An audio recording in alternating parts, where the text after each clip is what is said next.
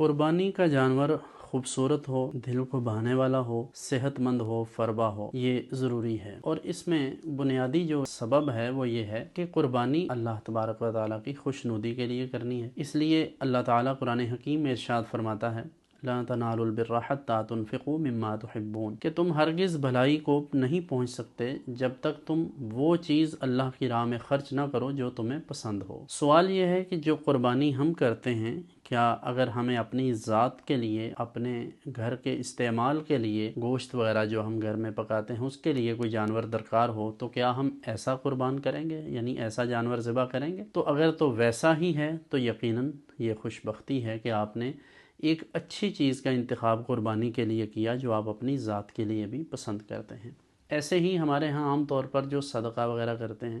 ان سے بھی بارہا یہ بات عرض کی ہے کہ جب بھی آپ کوئی جانور صدقے کے طور پر کسی ویلفیئر کے ادارے میں، کسی مدرسے میں، کسی جامعہ میں یا دیگر جو ہمارے ہاں چیریٹیز ہوتی ہیں ان کو دیتے ہیں تو یہ دیکھیں کہ دراصل آپ اللہ کی راہ میں دے رہے ہیں، یعنی اللہ کی رضا کے لیے۔ تو ایسا جانور جو خود لاغر ہے، جو خود بیمار ہے، جو خارش زدہ ہے یا دیگر کئی بیماریوں کا وہ مرکز بن چکا ہے، ایسی چیز کو اللہ کی راہ میں ذبح کرنا، اللہ کی راہ میں قربان کرنا، یہ کوئی دانشمندی نہیں ہے، یہ خیانت ہے۔ تو اس بات کا خیال رکھیں کہ آپ اگر کوئی جانور جو آپ نے قربانی کے لیے متعین کیا ہے وہ آپ خوبصورت، صحت مند اور فربا جانور لیں اور پھر اسے اللہ کی راہ میں پیش کریں، تو یقیناً جب یہ سب ہوگا اور اس کے ساتھ ساتھ آپ کی نیت بھی مخلصانہ ہوگی،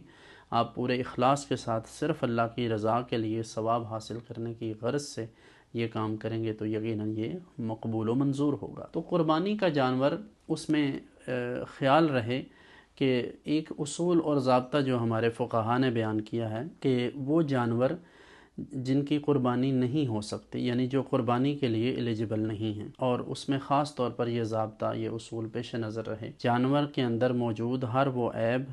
جس سے اس کی منفعت یا اس کا جمال سرے سے ختم ہو جائے، وہ قربانی کے لیے اہل نہیں ہے۔ جمال مین خوبصورتی، یعنی اس کا جو ظاہری حسن ہے وہ ختم ہو جائے سرے سے، یا اس کی جو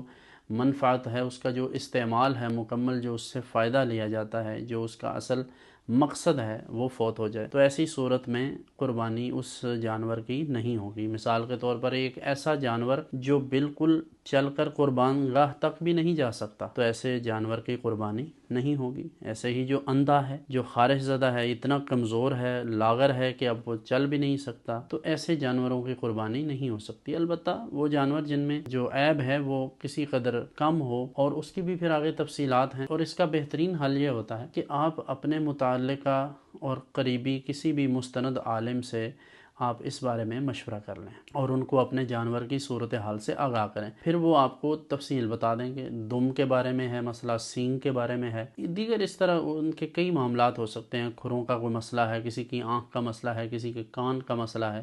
تو یہ مسائل ساتھ ساتھ پوچھنے سے آسانی سے حل ہو سکتے ہیں۔ مجموعی طور پر ایک اصول اور ضابطہ میں نے عرض کر دیا ہے، لیکن پھر بھی کسی مستند اور قریبی عالم دین سے ضرور رجوع کریں۔ صرف اور صرف سوشل میڈیا کے اوپر اور گوگل پر غیر مستند چیزیں بھی بعض اوقات ملتی ہیں، اس لیے صرف ان پر یقین نہیں کیا جا سکتا، اگرچہ بہت ساری چیزیں وہاں بھی مستند ملتی ہیں، لیکن اس بات کا خیال رہے کہ جانور